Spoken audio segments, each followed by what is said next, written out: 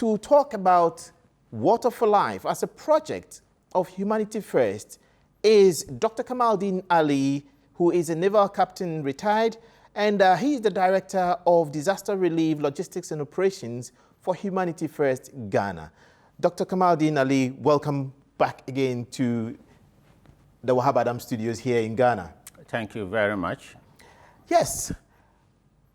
This time we are talking about Water for Life.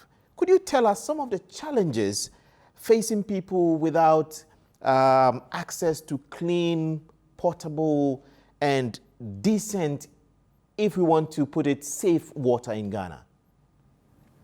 Thank you very much, Brother Ibrahim. And I'm particularly happy that you've captured the most important themes in discussing water, which is potable water, decent water, sufficient water, clean water that people should have access to. Water is very critical to the survival of humans.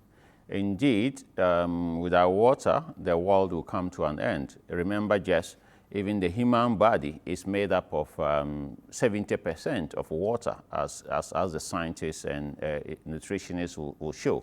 So actually, we are water people when we are moving around. So this shows that with insufficient water, the human cannot exist and the human can extinct. At the global level, close to 4 billion people are still struggling to have access to water in the most decent way. They may have one form of water, but not in the most decent way. When you come to a country like Ghana, it's surprising to know that over 50% of people still in Ghana are not having the most decent water, or are not having decent water that they are supposed to consume. And as you move further and further from the capital, the issue becomes much more alarming, that many people are without water, and a good number of people and communities in Ghana and other places actually in Africa still struggle and drink water and drink from the same source as animals do drink. So the people drinking alongside animals, you mean? Oh yeah, obviously. They are looking at streams and water bodies. That's, this is where they fetch for home to cook. This is where they do their washing. This is what the animals also access. And that is the condition that you find such water. There are some places where you don't even find that at all. Or other people will have to move many kilometers to access this otherwise indecent water, let me put it in quotes. And this is a major thing in our country. So although there are programs and projects by the government of Ghana to intervene in this area, it is still absolutely insufficient. So one of the key things that Humanity First has been doing over the years is making sure that boreholes are sunk in places and in villages where people can have access to water. Remember that these are places that you never will have the national water supply lines going. Like the Ghana Water Exactly. They don't have tap waters. No, I don't. It will not happen in the next 20 years, not in the next 30 years. Wow. Some of those places are completely inaccessible. So you cannot even begin to think about laying any national water source to those places.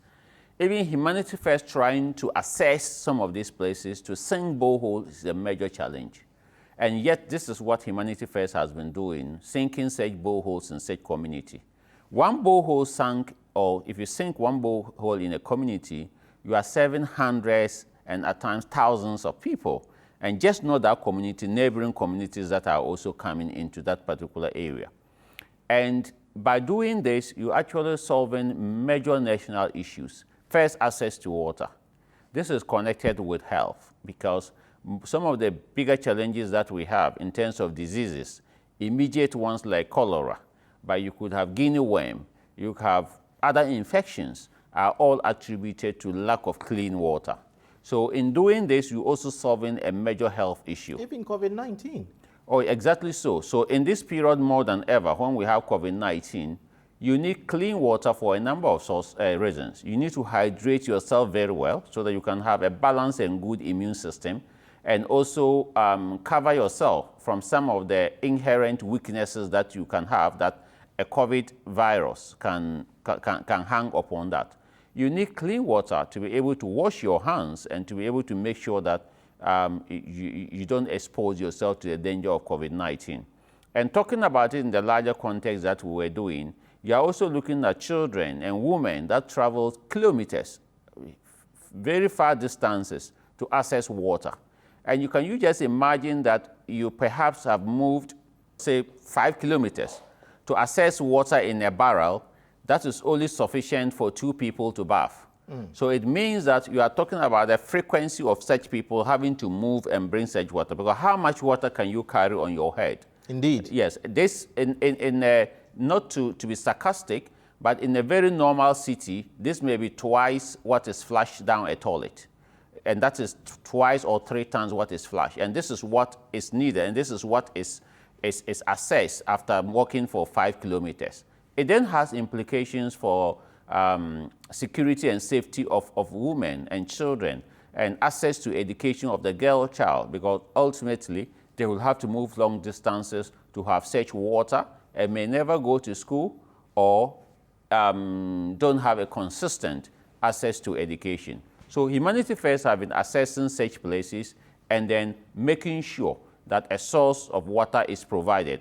And some of the recent interventions of Humanity First are very interesting, and then we can speak to that. Absolutely. Before we come to the interventions of Humanity First with regards to Water for Life, please send in your donations to the number on the screen if you are here in Ghana, or to the international portal which is on the screen. And please donate as much as you can so that we can help solve issues for communities in deprived areas. We are coming to you live from Wahab Adam Studios here in Ghana on this HF Humanity First 2021 Telethon. And with me discussing Water for Life is Dr. Kamal-Deen Ali, who is Naval Captain retired, and he is the Director of Disaster Relief, Logistics and Operations for Humanity First Ghana. Coming back again to the interventions Humanity First has been offering, let's wrap it up in about a minute. How has it been impactful? Oh, it has been impactful in many ways.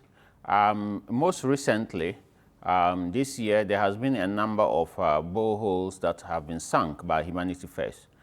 In the northeast region of Ghana, which is one of the new regions that has been created in the last few years, Humanity First have been making serious interventions in places like Bandar, Kofori, and then sinking, boreholes to make sure that people have access to water. When you look at those pictures and those videos, you see that these are places that nobody will go to. You see that this is a life-saving intervention that Humanity First is making. You see that this is something that is just not to an individual, this is to a community, and that you are actually securing the future of the youth and the safety and security of that community by such intervention and by providing such water. And what Humanity First does is to assess the situation. Having just a hand pump is enough for most communities, but where possible, solar is integrated into the architecture of the water so that it can make it much easier. But there, again, you are looking at issues of maintenance. But as I said, people are moving 5 kilometers to look for water and would have carried it. So if such people can pump water in 2 minutes, the same water that they go for 5 kilometers and use an hour or 2 hours, then you have made a life-saving intervention. Briefly, before we go in 10 seconds, how much does it cost roughly for such a borehole to be sunk in dollars or cedis? We can convert it. You're looking at something within the range of $4,000 to $5,000 dollars for a mechanized, a hand pump borehole. So if you were to distribute to a community, you're probably just making a contribution of a few cents to each human being to live. And for a community, for $4,000, you have saved over 100, 200, and at times 500 people, their lives, their education, and their health. Humanity.